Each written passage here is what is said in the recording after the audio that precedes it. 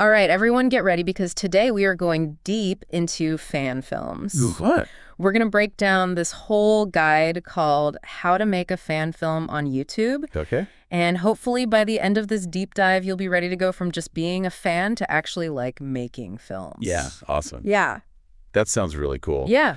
What's really interesting about this guide is they jump right into like the super practical stuff. Okay. Which I think is really helpful for people. Yeah. So like one of the first things they talk about is like the legal stuff, which is, you know, Right. fan films are kind of in this weird gray area. Yeah, they are for sure. Because you're using somebody else's, you know, world and characters and stories and all that. It's true. Yeah. So how do you even navigate that? Right. And the guide even says that a lot of IP owners are cool with like nonprofit fan projects. Yeah.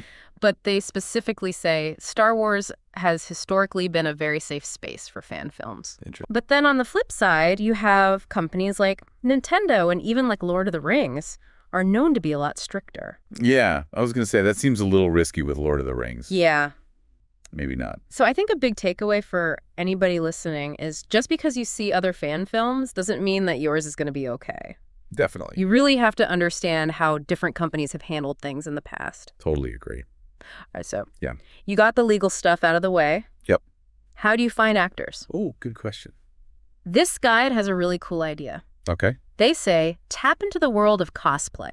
Oh, that's a good idea. Think like Facebook groups, Instagram, Makes sense. you know, where all the cosplayers are hanging out. They're probably really good actors, too. Oh, yeah. And not only that, they probably have amazing costumes. Yeah. So it's like a 2-for-1 deal. That's such a good point. Yeah, you're totally right. Right. You don't have to go out and spend a ton of money. And the guide even says, like, get really specific in your area. Like, look for, if you live in Seattle, look for, like, the hashtag Seattle cosplayer. I love that. Because, you know, That's smart. there are people in your area who would probably be down to do this. Totally. Yeah, and if they're cosplayers, they already embody the characters. Yes. So it's like they already have. And they're dedicated and passionate. Yeah, they have the looks down. Exactly. They probably have practiced voices and mannerisms and things. Oh, for sure. But the thing is, you know, they might not have like traditional acting experience. Oh, that's true. So you might need to give them a little bit more guidance. Yeah. You might have to like direct them a little more. But that's part of the fun. Right. You're all learning together. Totally. So then, And, you know, I think the fans would appreciate that too. yeah. That there's like real cosplayers in these films. Oh, for sure. That's a great point. So then it goes on to talk about even something more niche, which I love. Okay. It says, look for alternative model groups. Alternative model groups. Yeah. So like think people who are not your typical runway models. Okay. This could be a really great resource if you're trying to do something a little different. That's cool. Right. So not just like, you know, fantasy and superheroes, but something a little more out there. Exactly. Yeah, that's super cool. All right. So Love it. you've got your actors now. Yeah. Probably one of the biggest headaches when you're trying to make any kind of film is scheduling, Oh, it's the worst. especially with people who are, you know, volunteering their time. Yeah. Organization is key. Yeah. And speaking of organization, this is kind of funny, but the guide had this whole bit about choosing cast and crew based on who's actually available. Right. Like don't cast someone who has a weekend job if you can only film on weekends. Yeah, exactly. Yeah. Sounds obvious, but you'd be surprised how many people overlook that. It really highlights, even with fan films, planning is crucial. You're basically running a mini production company. Right. And this guide says keep your crew small. Okay. If you can see if actors can help out with other roles when they're not on camera. Makes sense. Like if you need an extra hand with the lighting, Yeah. maybe your stormtrooper can go over and hold a light or something.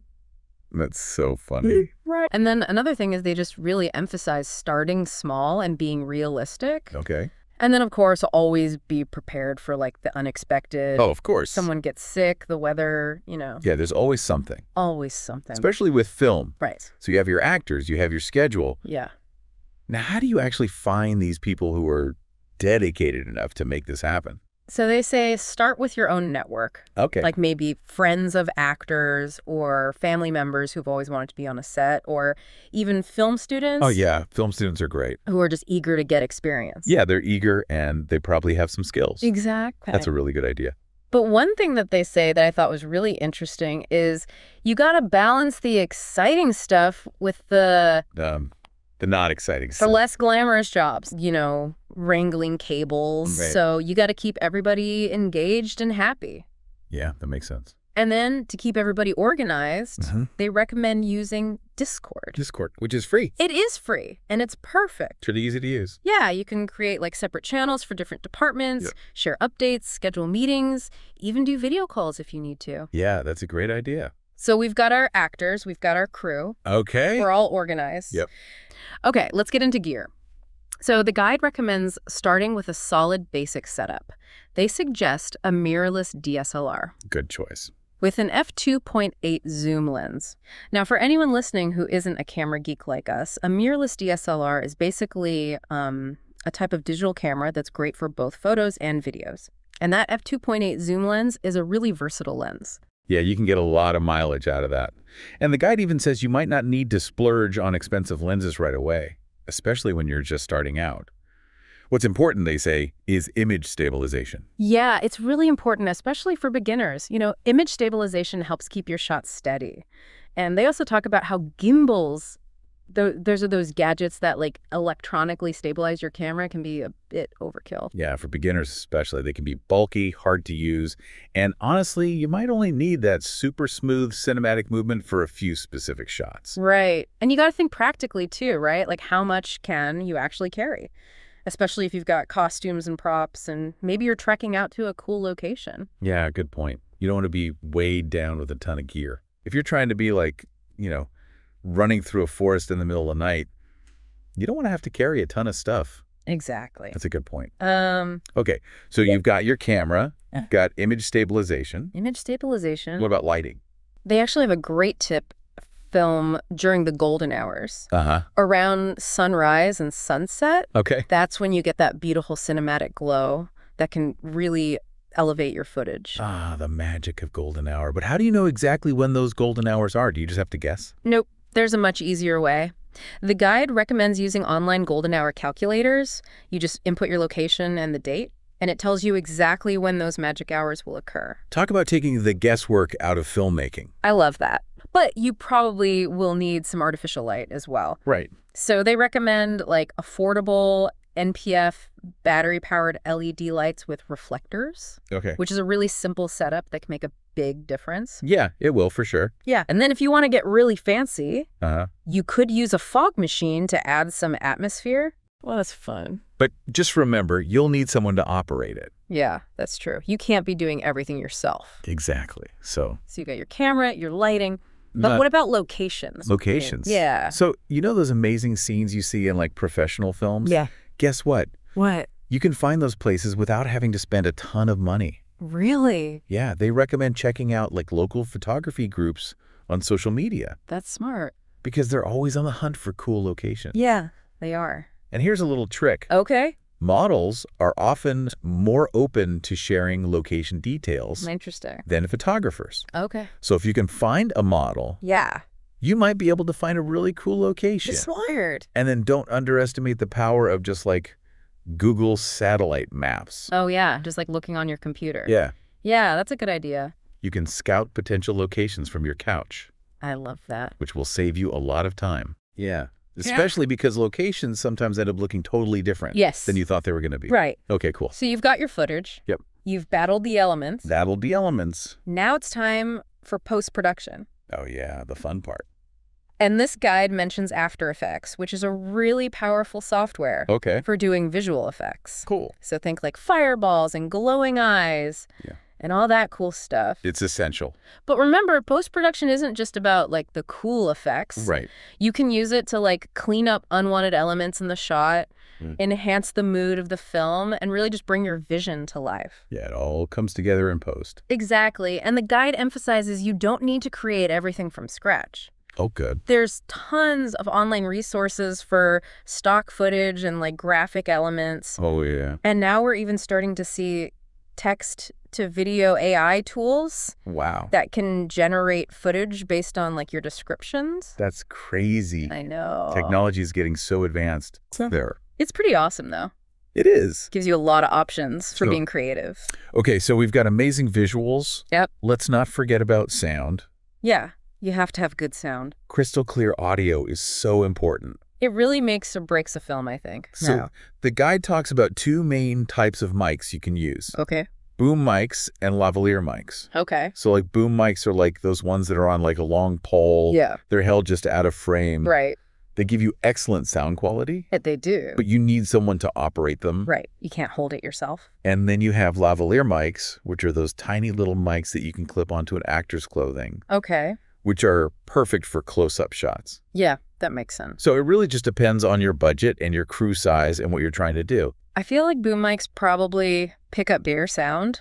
They do. But they are a little bit harder to use. Yes. Logistically. And sometimes location challenges might mean you need to like record dialogue separately after filming. Right. You can't always get good audio. Right. While you're filming. So if you're feeling overwhelmed, the guide even suggests like maybe consider a dialogue-free film with narration. Oh, yeah. Which could be a cool... That's a good idea for beginners, too. Right. Like less pressure. Less pressure, exactly. Cool. And then we can't forget about like sound effects. Oh, yeah. Sound effects are so important. Like footsteps and like the whoosh of a lightsaber or the rustle of fabric. Makes it sound real. Exactly. And there's plenty of like sound effect libraries online. Oh, cool. So you don't have to like make all those noises yourself. Exactly. So you have sound effects? Yes. What about music? Music. Yeah. So for music, they recommend reaching out to composers on platforms like Reddit or YouTube. Yeah, that's a good idea. Yeah. And they say a really good tip is like, look for composers who are just starting out, who are building their portfolio. Oh, that's a good idea. They're going to be more likely to work on nonprofit projects. And it's a chance for both of you to grow. That's true. Yeah. So it's like a win-win for everybody. Exactly.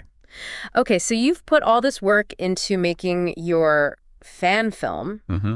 Now, how do you share it? Right. How do people see it? And they say you got to get really strategic with like online communities. Okay. So they talk about connecting with fellow fans in places like Facebook groups. Makes sense. Subreddits. Yeah. Dedicated to that fandom. Uh-huh. Discord servers, forums, even Instagram. Yeah. And like using relevant hashtags on Instagram. Oh, that's a good idea. So that way people can find your stuff. Especially because the algorithm is so weird these days. Yeah, it is. So you have to like find ways Space around you got to play the game. Yeah. And then they talk about YouTube search, you know. Right. If you use like targeted keywords in your title and description, that will help people find you. Definitely. When they're looking for that kind of content. That makes sense. And then, you know, another thing is success doesn't happen overnight. Oh, of course not. The guide gives this really great example of Elf Tale Films. Okay.